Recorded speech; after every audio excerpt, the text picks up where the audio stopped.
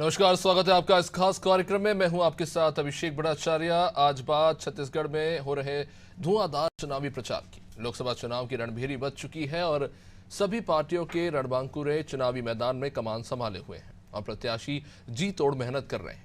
दूसरी ओर प्रत्याशी का साथ देने स्टार प्रचारक चुनावी मैदान में खड़े हो रहे हैं। इसी के तहत छत्तीसगढ़ में कांग्रेस अप्रैल के दूसरे हफ्ते से चुनावी दौरों और सभाओं की शुरुआत करेगी। कांग्रेस के स्टार प्रचारकों की लिस्ट आ चुकी है, जिसमें 40 नेताओं के नाम शामिल हैं।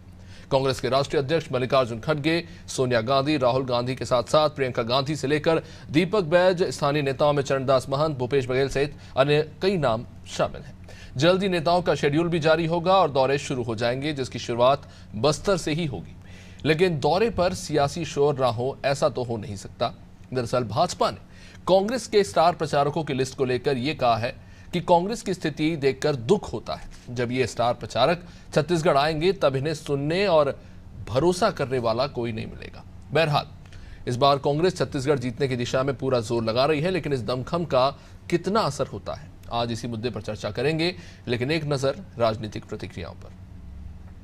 देखिए, मुझे ऐसा लगता है कि छत्तीसगढ़ प्रदेश ही नहीं अपितु पूरे देश की जनता ने कांग्रेस के राष्ट्रीय नेताओं को अस्वीकार कर दिया है।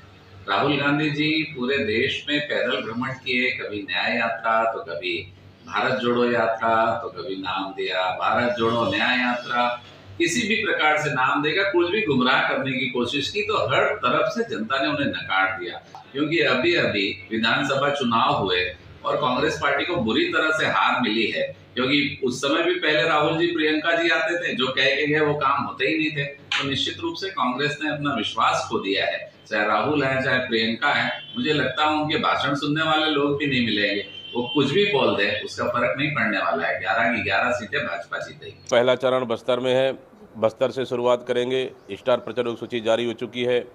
खड़गे जी हमारे राष्ट्रीय अध्यक्ष माननीय खड़गे जी भी आएंगे, माननीय राहुल गांधी जी भी आएंगे, माननीय प्रियंका गांधी जी भी आएंगे। इस तरह से हमारे तमाम सेंट्रल लीडर जो हमारे स्टार प्रचारक हैं वो छत्तीसगढ़ में कमान संभालेंगे और जनता के बीच हम लोग जाएंगे। चलिए, प्रचार पर आज चर्चा करेंगे। हमारे साथ आज मेहमान जुड़ रहे हैं रमेश पांडे जी, वरिष्ठ पत्रकार, डॉक्टर किरण बघेल जुड़ रही हैं भाजपा से, रूपेश दुबे जुड़ रहे हैं कांग्रेस से। आप सभी मेहमानों का बहुत बहुत स्वागत है। तो सबसे पहले रूपेश जी, आप ही के पास आना चाहूंगा। पार्टी ने स्टार प्रचारकों की लिस्ट जारी कर दी, भले ही प्रत्याशियों को लेकर थोड़ा समय ले लिया, लेकिन सवाल यही है कि एक तरफ एक पार्टी है जो काफी कॉन्फिडेंट है अपनी जीत को लेकर, 11 सीटों पर जीत के महत्वाकांक्षी लक्ष्य को लेकर चल रही है। दूसरी तरफ कांग्रेस है जो चुनाव दर चुनाव आपके जो आंकड़े हैं वो गिरते जा रहा है और आज के मौजूदा समय काल में एक बड़ी चुनौती है। क्या कहेंगे इस पर? देखिए, छत्तीसगढ़ में भारतीय जनता पार्टी और कांग्रेस पार्टी दोनों नहीं, मेरा रूपेश जी से मेरा सवाल था। रमेश जी, मैं आपके पास आऊंगा। जी जी जी जी। अभिषेक जी नमस्कार। जी रमेश जी नमस्कार। किरण जी नमस्कार।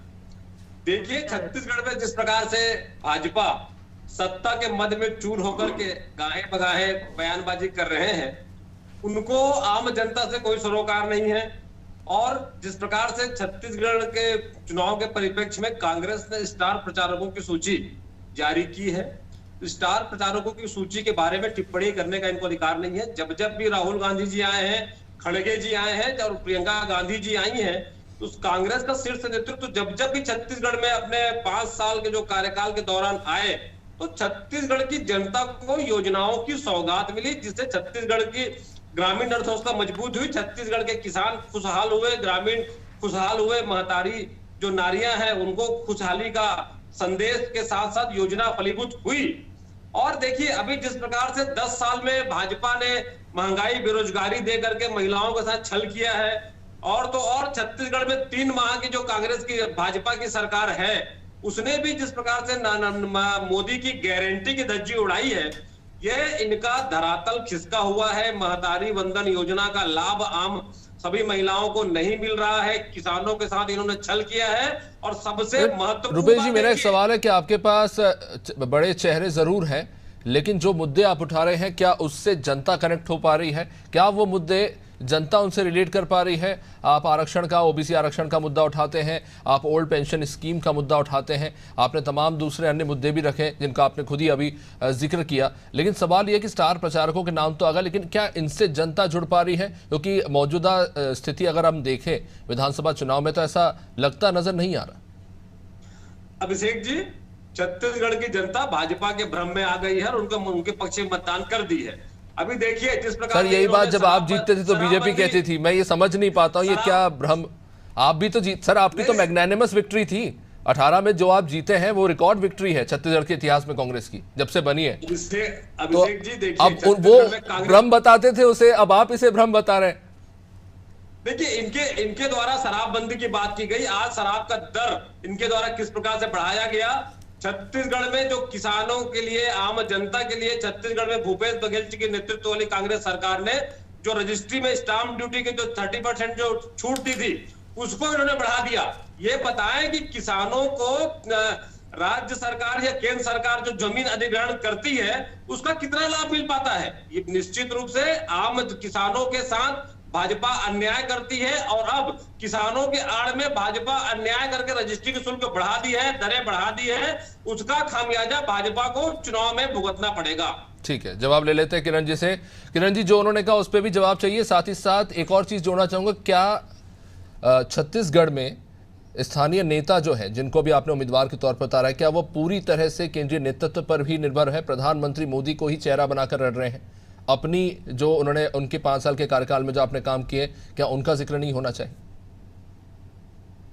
देखिए अभिषेक जी, अभी हाल ही में जो छत्तीसगढ़ कांग्रेस की जो स्थिति है वो बिल्कुल ऐसी है कि पिछले जब सत्ता में थी कांग्रेस तो सत्ता की चाशनी में इनके कार्यकर्ता और नेतागण चिपके हुए थे और जैसे ही सत्ता गई चाशनी बिखर गई और सारे कार्यकर्ता बिखर गए हैं। आप हाल ही में देख सकते हैं किस प्रकार कार्यकर्ता भरे मन से अपना दुख दर्द भूपेश बघेल जी को बयां कर रहे हैं। कहीं इनके ही कोषाध्यक्ष पर करोड़ों के रुपए का गबन का आरोप है, तो ये अपने घर में भी डाका डालने से बाज नहीं आए। छत्तीसगढ़ महतारी को तो लूट लूट कर खोखला कर दिया। तो छत्तीसगढ़ की जनता ने इनके 5 साल के कार्यकाल को देखा है कि किस प्रकार छत्तीसगढ़ की जनता को, महिलाओं को, युवाओं को, किसानों को छला है। यही कारण है कि पूर्ण बहुमत के साथ हमारी सरकार 5 साल के बाद वापस आई है और कहीं ना कहीं मोदी जी की गारंटी पे भरोसा दिखाया है जनता ने। अभी रुपेश जी कह रहे थे कि जनता भ्रम में आ गई है, तो रुपेश भाई साहब, जनता भ्रम में नहीं आई है। जनता ने विश्वास जताया है मोदी जी के गारंटी पे और भाजपा की 15 साल के कार्यकाल पे। जैसे ही 3 माह कंप्लीट नहीं हुए और हमारी सरकार ने जो प्रमुख वादे किए थे, चाहे आवास को लेकर हो, सीबीआई जांच हो, जो पीएससी घोटाले में सीबीआई की जांच की बात हो, महतारी वंदन योजना की बात हो, 70 लाख महिलाओं के डीपीटी खाते में डायरेक्ट पैसे आ रहे हैं। रुपेश जी, ये बहुत ऐतिहासिक और बहुत बड़ा अचीवमेंट है भाजपा के लिए और महिलाओं के लिए। मुझे लगता है जैसे हम लोग पूरे प्रमुख वादे जो पूरे किए हैं, जो कि इनकी पूर्ववर्ती सरकार ने 5 साल तक नहीं कर पाया, तो मुझे लगता है जनता ने जो वादा किया था हम उनके वादे पे, उनके विश्वास पे खरे उतर रहे हैं। और मोदी जी ने जो 10 साल में जो केंद्र में बड़े निर्णायक फैसले लिए हैं, चाहे वो 370 धारा हटाने की बात हो, रामलला की स्थापना की बात हो, मुस्लिम महिलाओं को ट्रिपल तलाक से मुक्ति की बात हो, तो इतने अन्य बड़े फैसले जो लिए हैं, तो मुझे लगता है भारत की जनता और छत्तीसगढ़ की जनता, क्योंकि ये छोटा मोटा चुनाव, ये रोड सड़क बिजली पानी का चुनाव नहीं है। लेकिन किरण जी, मेरा ये सवाल इसलिए था क्योंकि छत्तीसगढ़ के गठन, राज्य के तौर पर छत्तीसगढ़ के गठन के हिसाब से अगर आज तक हम देखें तो 2004, 2009, 2014 लगातार 11 में से 10 सीटें आपके पास रही। पहली बार 2019 के चुनाव में ऐसा हुआ कि कांग्रेस के आंकड़े बढ़े और 2 सीटें उनके पास है। तो कंसिस्टेंटली अगर हम देखें लोकसभा सीटों में तो कांग्रेस के आंकड़े कुछ खास अच्छे नहीं, आप लगातार बने रहे हैं। और अगर राज्य में भी विधानसभा की बात करें तो 15 सालों तक लगातार आपकी सरकार रही है। ऐसे में कई ऐसे स्थानीय मुद्दे हैं, चाहे वो युवाओं, क्योंकि एक बहुत बड़ी पॉपुलेशन है यंग वोटर्स की, उनसे जुड़े हुए मुद्दे हो या फिर रेलवे से जुड़े हुए मुद्दे हो, और तमाम ऐसे केंद्र से जुड़े हुए मुद्दे हैं जिनको लेकर लगातार सवाल उठते रहे हैं। तो मेरा इसी के लिए सवाल था कि क्या स्थानीय, क्योंकि आपने, अगर मैं देखूं, अगर हिस्ट्री उठा के देखें, विधानसभा चुनाव में भी ये हुआ है कि आपने 47 नए नेता उतार दिए, अब लोकसभा चुनाव में हम देख रहे हैं कि आप ये बदलाव कर रहे हैं, नए नेताओं को जो है उतार रहे हैं। तो सवाल ये है कि वहाँ पर अकाउंटेबिलिटी नहीं बननी चाहिए कि जो छत्तीसगढ़ के जो सांसद है बीजेपी के साल दर साल रहे हैं, उनकी क्या अकाउंटेबिलिटी है, उन्होंने क्या किया? अभिषेक जी, सवाल मुझसे है? जी ये सवाल मुझसे है कि जी आप ही से, किरण जी। देखिए, आप ही के सांसद जीत रहे हैं। हमारे प्रचारक में अभिषेक जी और इनके प्रचारक में बहुत फर्क है। 10 साल के हमारे मोदी जी के कार्यकाल और हमारे 3 माह के छत्तीसगढ़ के कार्यकाल को जनता भली भांति स्वीकार कर चुकी है। और हमारे यहाँ जो नेता आते हैं वो तो योजनाओं को लेकर एक मुझे लगता है कि स्टार प्रचारक है, जो एक एसेसरी है चुनाव के लिए। जबकि इनके यहाँ तो जो स्टार प्रचारक हैं बाराती बन के आ रहे हैं और इनके यहाँ दूल्हे का पता ही नहीं है, ना ही इनके पास नेता है, ना मुद्दा है, नियत है, ना नीति है। तो इनके स्टार प्रचारक भले कितने भी बाराती, कितने भी सज धज के आ जाए, अगर इनके यहाँ दूल्हे का आता पता नहीं तो मुझे लगता है बारात को बेरंग लौटना पड़ता है। यही हाल कांग्रेस का भी होने वाला है।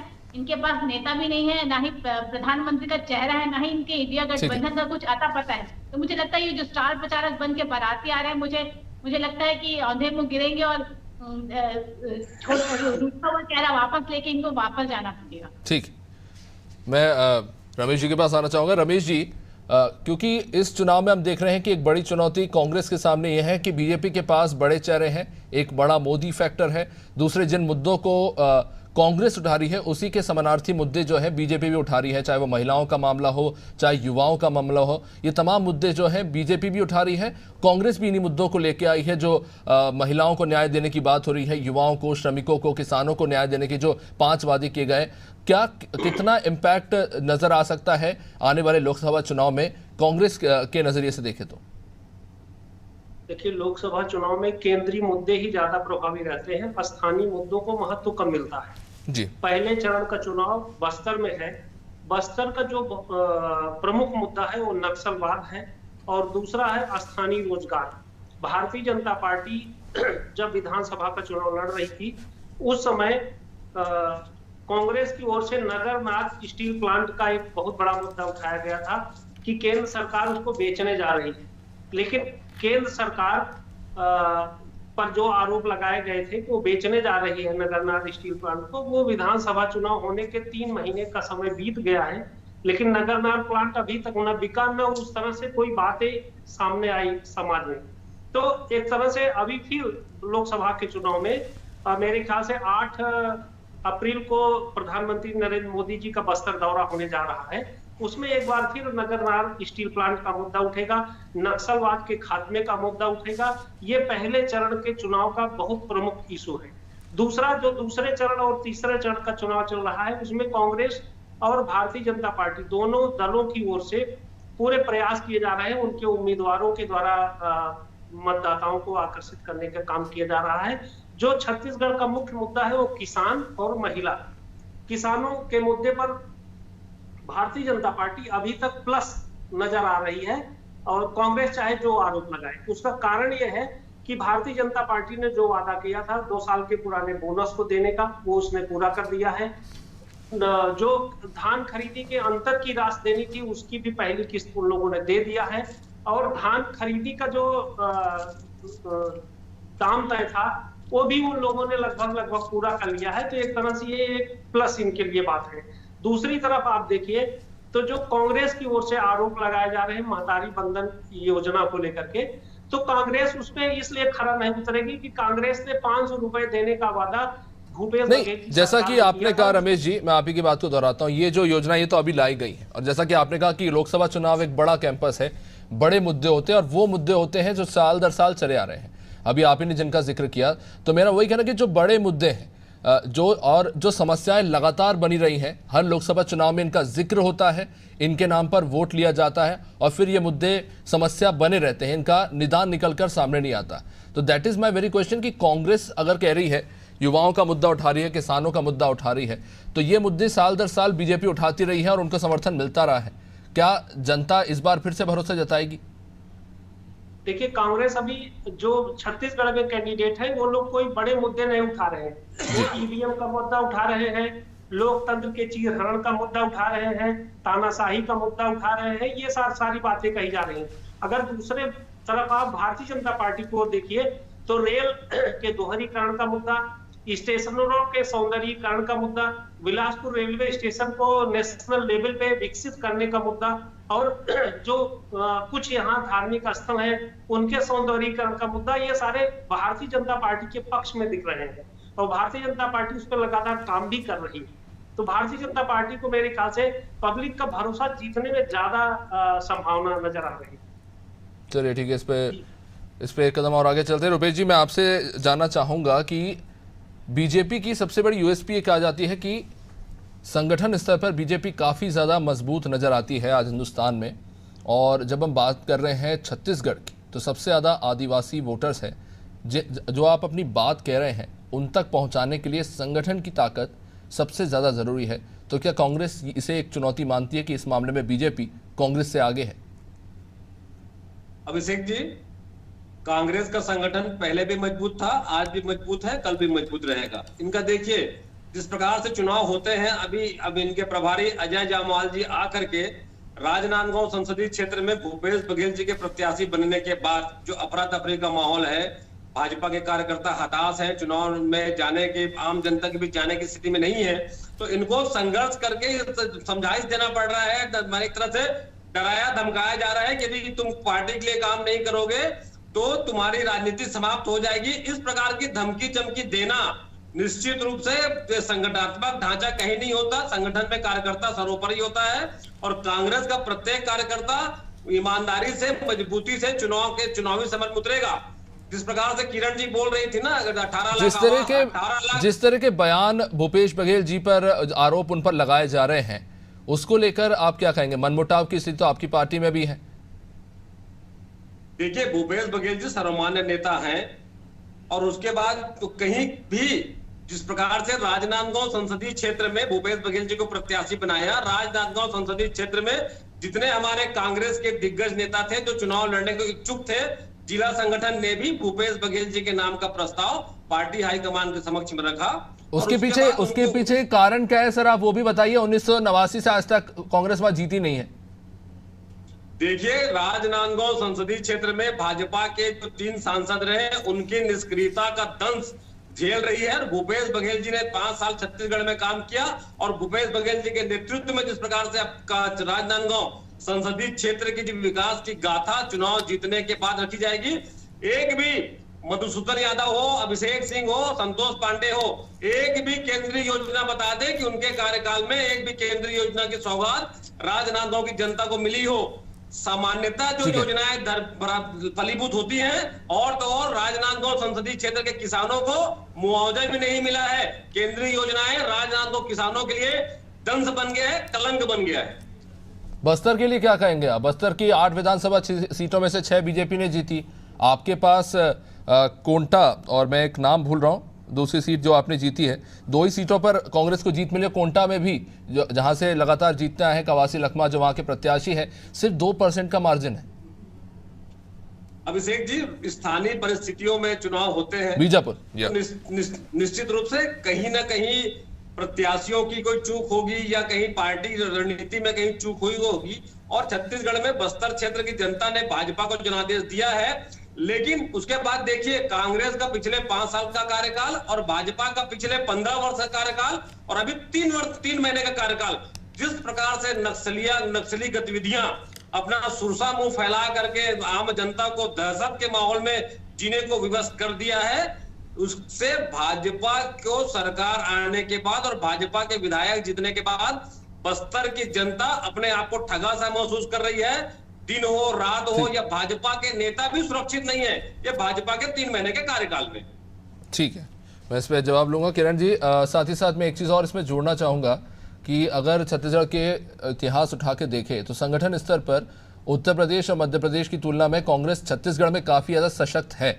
और ये आंकड़े बताते हैं कि विधानसभा की सीटों में भी आप देख लिए तो लगातार 1/3 सीटों पर कांग्रेस का कब्जा रहा है साल दर साल चुनाव में, भले ही लोकसभा में कुछ भी आंकड़े रहे हो। और वोट परसेंट में भी कुछ खास गिरावट देखने को मिली नहीं है। तो जाहिर तौर पर बीजेपी इसे भी दिमाग में लेकर चल रही होगी। निश्चित तौर पे अभिषेक जी, सबसे पहले मैं यही बताना चाहूंगी कि डेफिनेटली जो राजनांदगांव की जो सीट है वो कांग्रेस के लिए अब तक एक अभेद किला ही साबित हुई है। रुपेश जी सुन लीजिए, सुनने की हिम्मत रखिए। अभेद किला साबित हो रही है कांग्रेस के लिए। यही कारण है कि इन्होंने अपने पूर्व मुख्यमंत्री को स्वयं उनकी सीट बदल के राजनांदगांव से उतार दिया कि शायद इस किले को भेद पाए। लेकिन इसके बावजूद मुख्यमंत्री जैसे व्यक्ति को चुनाव का प्रत्याशी बनाने के बाद भी वहां का संगठन जो इतना निराश है कि भरी सभा में कार्यकर्ताओं ने अपना दर्द बयां किया और कहीं ना कहीं विरोध जताया है। कांग्रेस की आंतरिक लोकतंत्र में स्वस्थ लोकतंत्र की व्यवस्था रही है। जिस प्रकार से कांग्रेस के कार्यकर्ताओं को बोलने की स्वतंत्रता रहती है, अजय जामवाल जी आकर के डंडा कार्यकर्ताओं से काम करा रहे हैं। मजबूत नहीं रहा है अभिषेक जी, चाहे वो भूपेश बघेल जी और बाबा के 2.5 साल के फॉर्मूले की बात कर ले, मोहन मरकाम और भूपेश बघेल जी की बात कर ले। CWSC यहाँ बैठक होती है तो मोहन मरकाम जी का फोटो ही गायब रहता है। इनके ही नेताओं में और मुख्यमंत्री में कभी सामंजस्य नहीं रहा। इनके ही टीएस सिंह बाबा अपने विभाग से ऐसी बात नहीं किरण जी, देखिए अब आपके स्टार प्रचारक की सूची में से रमन जी का भी नाम तो गायब है। बिल्कुल, क्योंकि वो अस्वस्थ चल रहे हैं। अभी उनका ऑपरेशन हुआ है तो अभी वो दिल्ली में ही आराम कर रहे हैं अभिषेक जी। तो इसे राजनीतिक चश्मे से ना देखा जाए। वो चलिए ठीक। किरण जी, कितने लोग कितने स्टार प्रचारक रहते हैं जो क्षेत्रों में जाके प्रचार करते हैं? अरे कम से कम नाम तो देना था। जिस 15 साल के सरकार की बात करते हैं उस व्यक्ति को नाम भी नहीं दिए आप लोग। अरे कम से कम नाम रखते थे, प्रचार में नहीं जाता तो क्या होता? अपने क्षेत्र में कम से कम संपर्क कर लेते। प्रत्याशी तो बताइए आप। प्रधानमंत्री का रमन सिंह जी को आपने पिछले 15 साल के होने के बाद भी उनको जिस प्रकार से विधानसभा में उनके पुत्र को आपने संसद के टिकट से वंचित किया, उसके कारण रमन सिंह जी दुखी हैं। कांग्रेस में रुपेश जी, आप पहले अपने नेताओं को संभालिए, अपने कार्यकर्ताओं को संभालिए। कहीं मुझे लगता है कांग्रेस मुक्त भारत ना हो जाए। और चलिए न्यूट्रल ग्राउंड पर रमेश जी से समझ लेते हैं। रमेश जी, प्रचार तो दोनों ही दल अपने अपने स्तर पर कर ही रहे हैं, स्टार प्रचारक भी अपनी तरफ से जोर लगाएंगे ही।